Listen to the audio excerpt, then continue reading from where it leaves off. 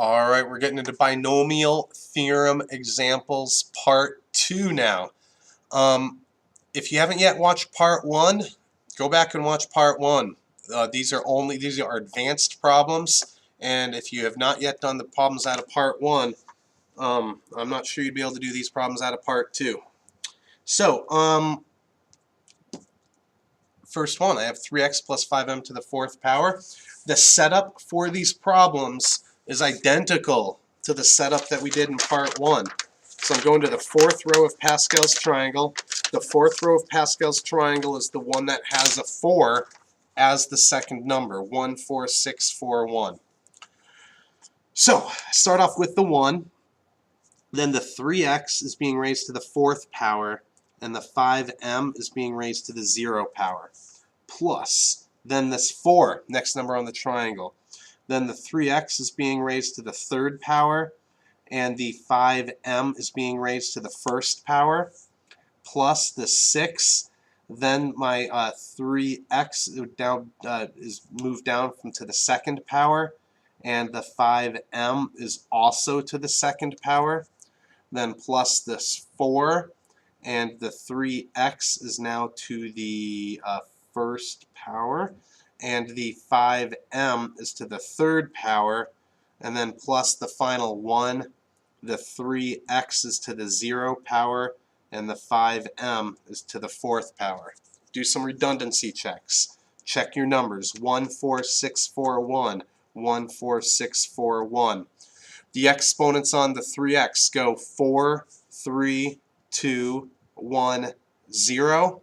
The exponents on the 5m go 0, 1, 2, 3, 4. That's step 1. People don't struggle with step 1. They struggle with step 2, simplifying it out. Okay, 5m to the 0. That's equal to 1. 5m to the 0, that's equal to 1. Times that 1, that's still just a 1. But 3 to the 4th power is 81. So 81x to the 4. Plus, I have 5 to the 1 times 3 to the 3 times 4. So that's 5 times 27 times 4. These are definitely calculator problems. Let me grab my calculator here. So I had 5 to the 1 times 27 times 4, 540. So this is plus 540 x to the 3, m to the 1. 3 plus 1 is 4. Plus, I know it's plus because there's no negatives in here. 5 squared is 25, so 25 times 3 squared is 9, times 6 gives me 1,350. But the x is now to the 2 and the m is to the 2. Plus 5 to the 3rd power, that's 125. 125 times 3 times 4 is 1,500. So 1,500 x to the 1, m to the 3. Plus the 3x to the 0, that's just a 1. This 1 is just a 1, and 5m to the 4th. 5 to the 4th is 625, so 625m to the 4. Only redundancy check I could really put in here would be if the exponents. This says x to the 4, 3, 2, 1, and then there's no x. As far as the m's go, over here it's m to the 4, then 3, then 2, then 1, and then there's no m because it's m to the 0. At the same time, this is a 4, that matches that 4. 3 plus 1 is 4, 2 plus 2 is 4, 1 plus 3 is 4, and that already has the exponent of 4. Okay, number 2. Number 2 is as hard as you're going to see in a problem like this because there's a number here, there's a number here, there's an x, there's an m, and there's a minus, and it's that minus that can really mess people up. But I use the 3rd row of my triangle. It's the row that has the 3 in it. So the row of my triangle is 1, 3, 3, 1. The setup on these problems is always the same. You take the number from the triangle, you take this 2x, you raise it to the 3rd power, and the negative 3m, and you raise it to the 0 power. 3 plus 0 is 3. Plus 3, next number on the triangle. Now the 2x is being raised to the second power, and the negative 3m is being raised to the first power, plus this 3, and the 2x would now be to the first power, and the negative 3m is to the second power, and then finally the end, and the 2x is now to the 0 power, and the negative 3m is to the third power. Alright, redundancy checks. 1, 3, 3, 1. 2x to the 3 to the 2 to the 1 to the 0. In the other direction, the negative 3m is to the 3 to the 2 to the 1 to the 0. Sounds good. Now we simplify. I think I can do this one without a calculator. Negative 3m, that's to the 0, that's just a 1. But 2 cubed is 8, so this ends up being 8x cubed.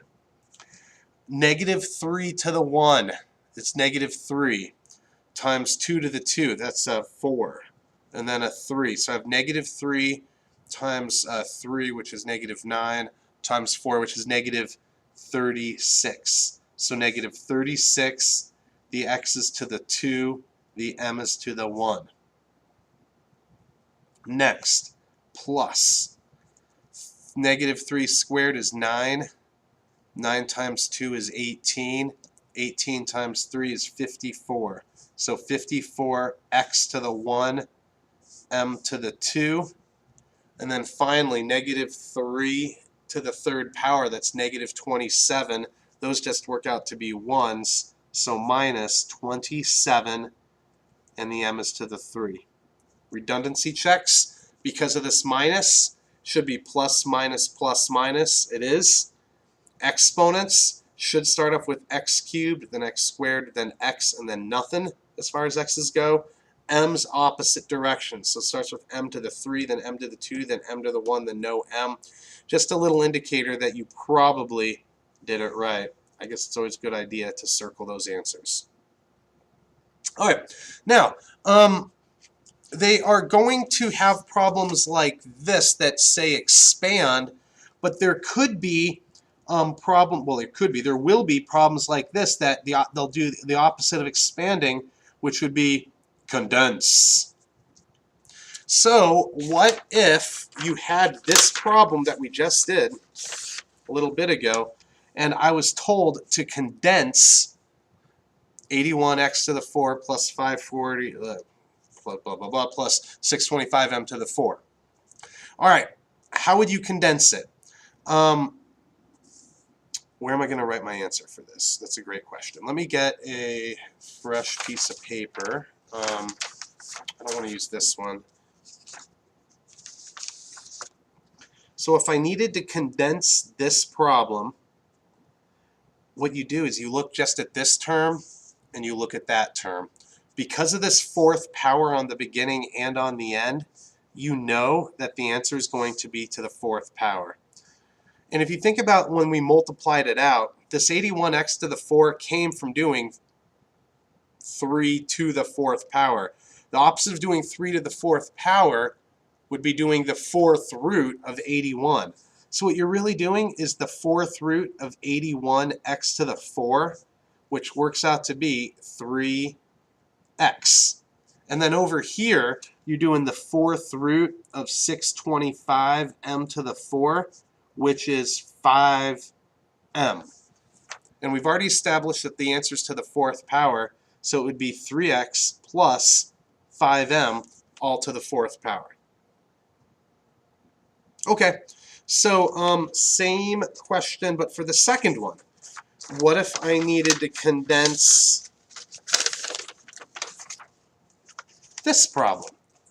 8x cubed minus 36x squared m plus 54xm squared minus 27m to the third. Well, that problem would be very similar to the one that we just did. Sorry, trying to get this paper to work out nicely. Here we go. I'm going to condense this problem right here. Now, this is number 2, I suppose. This is you see a third power over here, you see a third power over here. That lets you know that whatever it's going to be to the third power. And because of that, we could do some cube roots that'll let us know the beginning and the end. So you could do the cube root of 8x cubed and the cube root of negative 27m to the 3. Don't forget about that negative. The cube root of 8 is 2, and the cube root of x cubed is x. The cube root of negative 27 is negative 3, and the cube root of m cubed is m, which means it would be 2x minus 3m. And while I was running through that, I asked a question in my head. It was like, Elliot, does this really have to be cube root of negative 27m cubed? And that answer of that's no. You could just do the cube root of positive 27m to the 3, which is positive 3 to the m. So that lets you know that you need to put a 3m here, but then how would you recognize the minus? Because plus minus plus minus. Whenever you have a plus minus situation, it will always be a minus here. Whereas if we look back at example 1, we were condensing this problem, and because it was pluses across the board, it was pluses here in the answer. All right, and those were condensed problems. And that's all I have for you with binomial theorem, everybody. So part 1 was kind of easier problems. Part 2 was harder problems. And on the test that we're going to have next Friday, the day before winter break, you could expect 1 easier problem and 1 harder problem. So make sure that you're good at both of these types of problems. I hope you have yourself a beautiful day, a beautiful evening, wherever it is that you're in, wherever it is that you are in your life. I hope you're happy. Talk to you soon. Bye-bye.